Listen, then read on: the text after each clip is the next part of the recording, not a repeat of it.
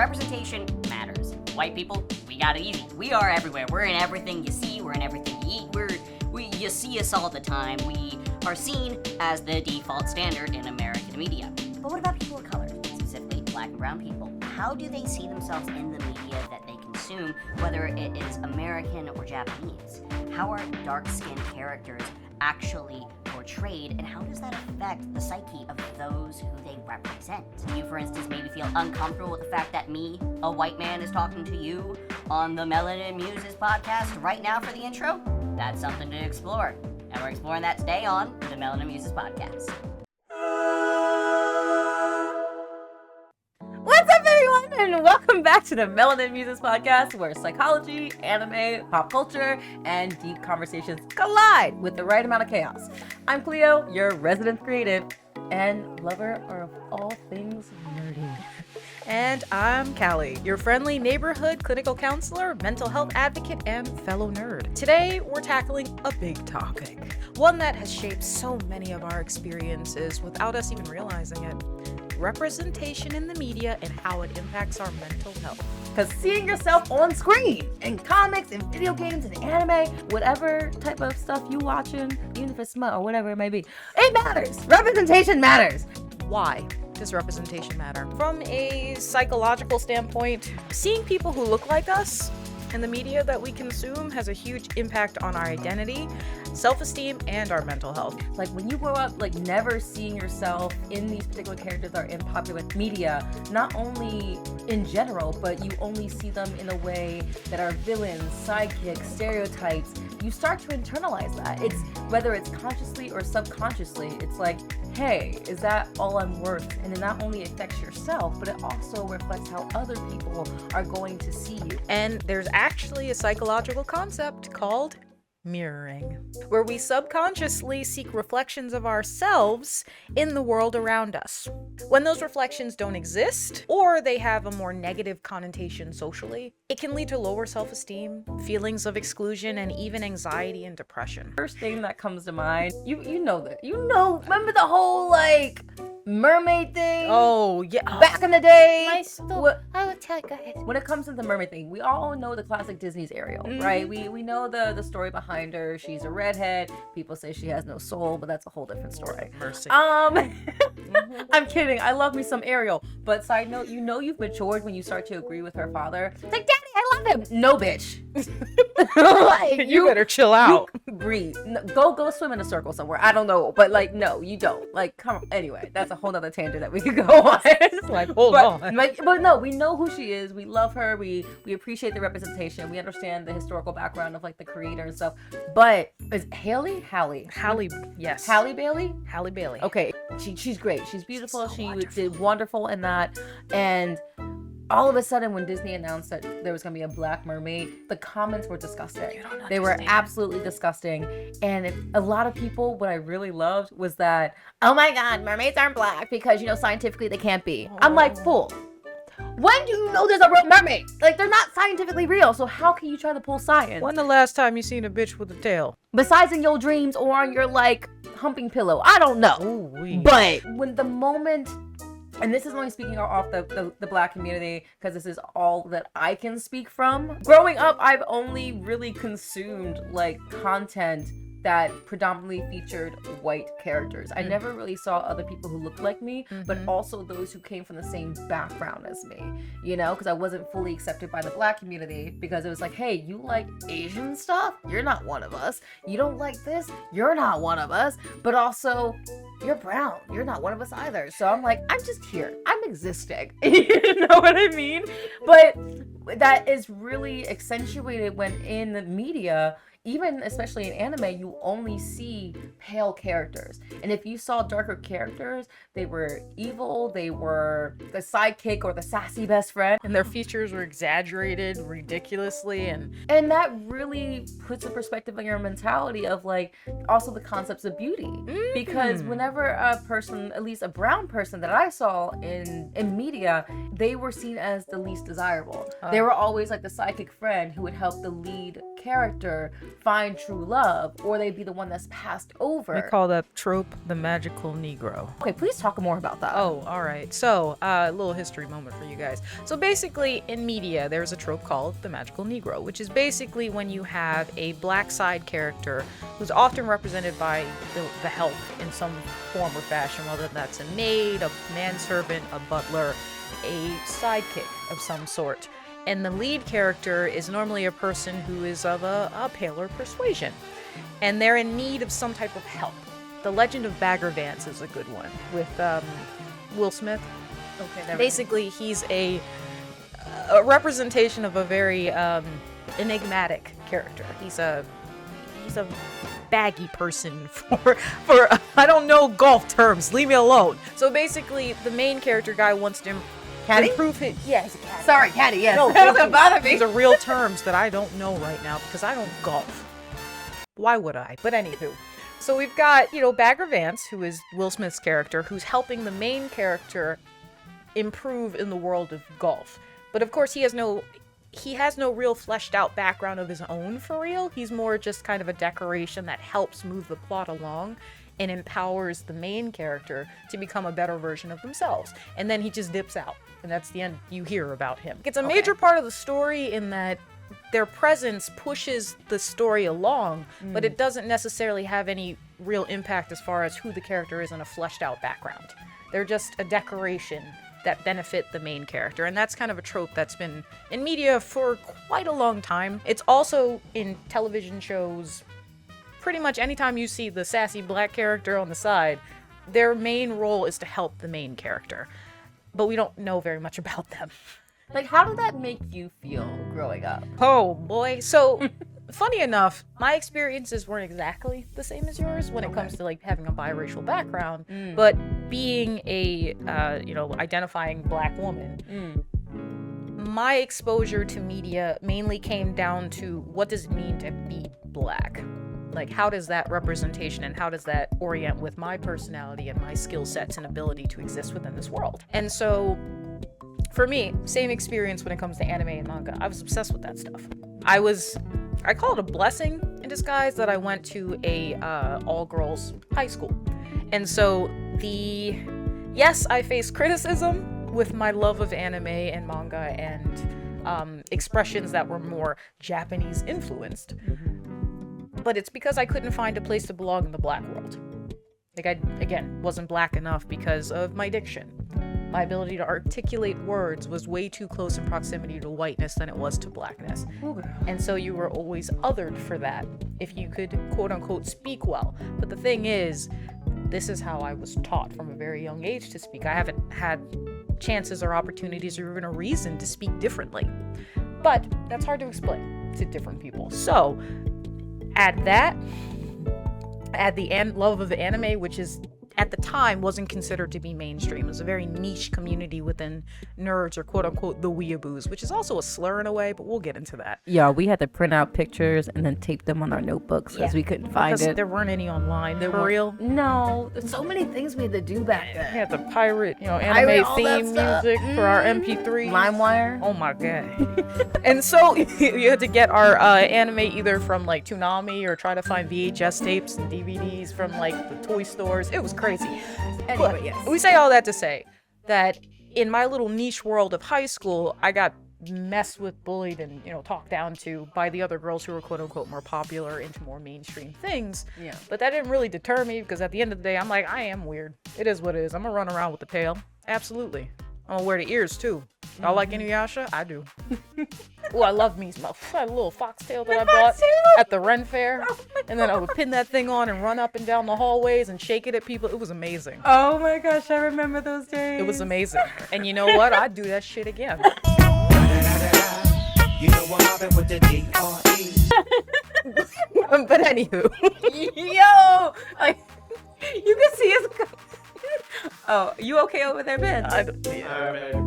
Yeah, I'm great. This is the fun. Also, thank you for the Absolutely. Hi, Ben. Hi, audio listeners. Ben from the booth again. I now have some proper dressing. Unfortunately, all of the normal things that they brought to wear that were golden and gilded required hair.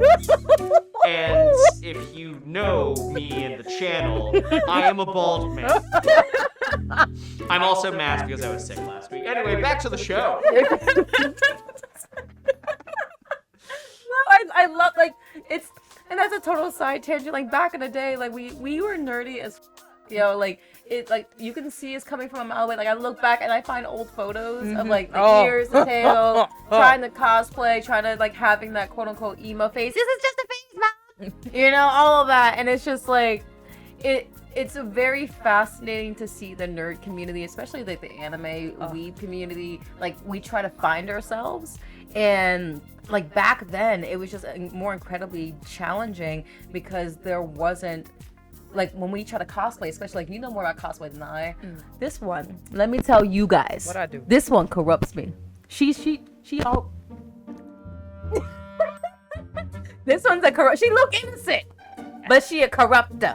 When it comes to, like, the cosplays, especially, it's very challenging as a person who is brown to try to actually cosplay as certain characters. Like, yes, we can do, like, the mainstream characters, but it's always going to be considered, well, that's not really that character. And, like, the backlash that so many people get. Like, I don't know if y'all haven't heard this creator, please forgive me, I don't remember her name, but I know specifically, like, the sound that she has is like, Hinata isn't black, Hinata isn't black.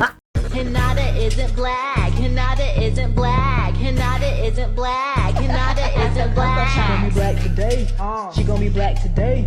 She gonna be black today. Oh my God. She gonna be black today. Because she dressed as Hinata for Naruto, and then so many people were commenting, well, Hinata's not black, Hinata's not black, you can't cosplay as her. And there's just so much discourse about that. And I'm like, well, Hinata isn't white either, honey. So that means you can't cosplay her. So stop doing that. So, like, and that's what the community is about. It's just embracing your love and passion for these particular characters that spark something in you, and showing your appreciation and adoration through your costumes. The transition into, like, the major milestones and representation in anime is, like, now it feels like we're finally getting those little tokens of, hey, you exist too, here you go. So it's very refreshing to see a lot of the improvements, I'll say, when it comes to major moments of representation in video games, movies, anime, arts, and TV shows. When it comes to black people or people of color, I'm going to put that umbrella under this as well, because when we think about it, many communities that identify as people of color have also faced similar things, but I'll say we'll only speak from the perspective of black people because that's the only representative or the only perspective that we can represent accurately. Since you mentioned Naruto, we're gonna talk about Killer Bee. Oh my god. So I've had mixed feelings about Killer Bee when he stepped on the scene. Because if I'm not mistaken, he's from the village in The Clouds, I think? Cloud Village? Lightning Village? Lightning Village. I feel like it's Lightning Village. Control booth, please help verify for me because I don't want to misspeak. But it was a very funny introduction for me because first off, I immediately like, oh, he got a little color going on. Okay, who's this guy? As soon as he started rapping, I knew exactly what they were trying to do, and I'm like, what's this gonna be? Oh God, where are we? Please don't do. But then he looked cool. Like, actually cool. Like, he had proportioned features that weren't crazy exaggerated. Yeah, he had cornrows, but I'm cool with that. Cornrows are good. Okay. Then he started rapping. On my side. Light too bright. Noon already? Damn it, man. No fooling. You fool. Training all morning, my belly is starving. I'm a rap-loving guy. I got me a hunch that I just decided on sukiyaki for lunch. Yeah. Now, mind you, when you do the Japanese dub versus English, It's so great. it's something. They tried. They do. They It's really something. And I'm just kind of like, yeah, I get why, Naruto and Sasuke were looking at him kind of funky, because I would too. You just come out of nowhere and start rapping in the middle of a thing. And I mean, he was with the hotness, so I'm okay with that. But he also was really powerful. So he wasn't a gag character. Yeah. In that they threw him in there for, laughs, and then he didn't have any real relevance to the story in the long run. Yes. Okay, so for correction and clarification, he is indeed from the village hidden in the clouds. Yes. However, unfortunately, and the reason why this took so long to get done was because AI overview on Google, of course, said he is from the hidden village in the leaves. Rude. I know. Nuh-uh. It's like literally couldn't have been more off from the truth. So this is also just a reminder to everyone. Don't trust Google. It's bad. Please Back Google to AI. Google AI. Yes. Which is just honestly. Well, this episode's not about not about AI and how it's completely messed up everything. Yeah. But it has. Anyway, there's our clarification. Thank you. Live fact checking, now part of the Melanin Muses podcast and I'm other here scope for it. properties. Hey! But anyway, yes, Killer B. Continue. And so basically I loved that he wasn't a throwaway character. Yeah. He actually had some relevance to the story and the arc that they were currently in, and he was powerful as all get out. Like, he was a goat. He was. And I'm here for that. We need that. We need that. Because I'm sick and tired. I'm sick and tired of these characters coming in, doing little something and popping out. And then you're kind of like, what was the point of that? Right. When I first saw his character, quite honestly, I was a little bit annoyed. I didn't want to like his character. I really didn't. But as I started to watch the show, I'm like, I kind of like B. I really do, because he's really quirky. And that also kind of goes into the concept of Usopp from One Piece. I hear so many mixed reviews and perspectives on this. Of that, is Usopp really black? Is he just a light-skinned black person? Okay. Oh, Boothman. I see you. He is so black that he was drawn as a caricature because Oda didn't know that American art styles are racist. What the fuck is this debate? Back to you. The anger. So Booth understands. Yes. Understands where our frustrations come into when it comes to proper representation.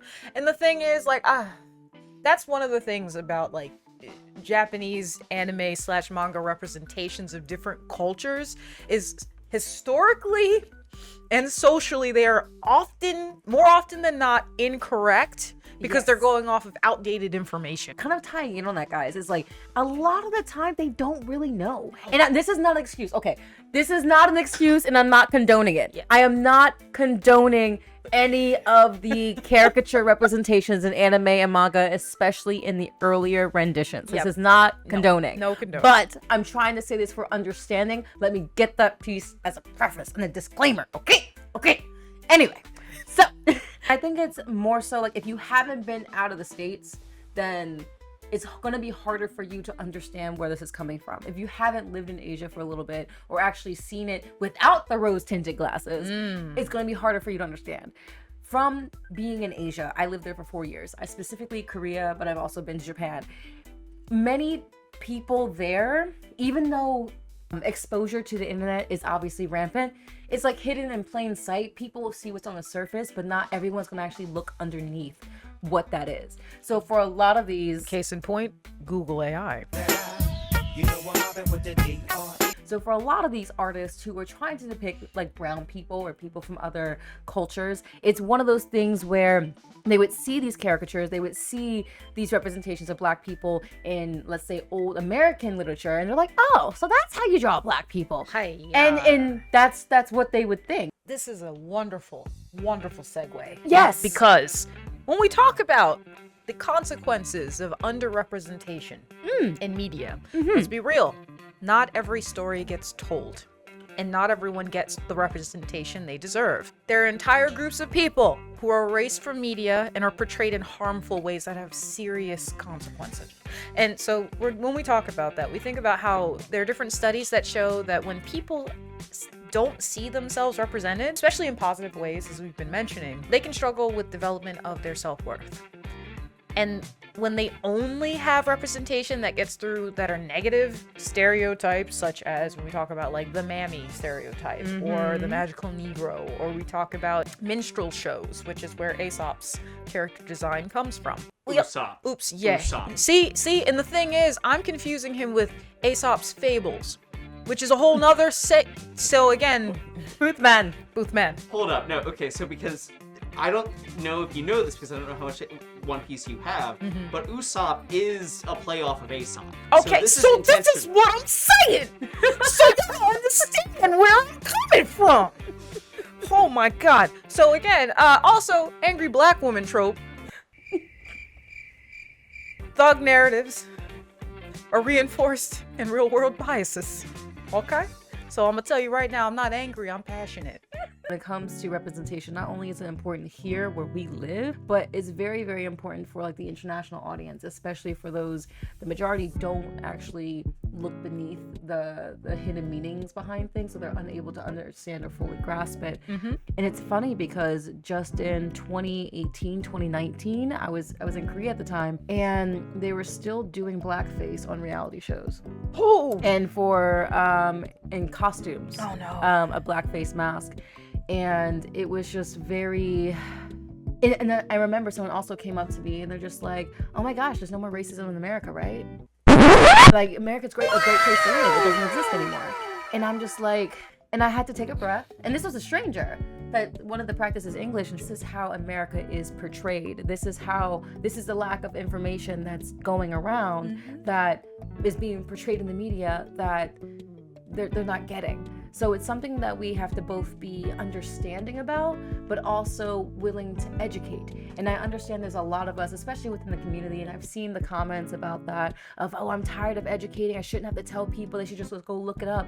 But at the same time, guys, something that I would like to encourage is that if there's someone who's willing to learn and they genuinely want to learn, that's something to be excited about.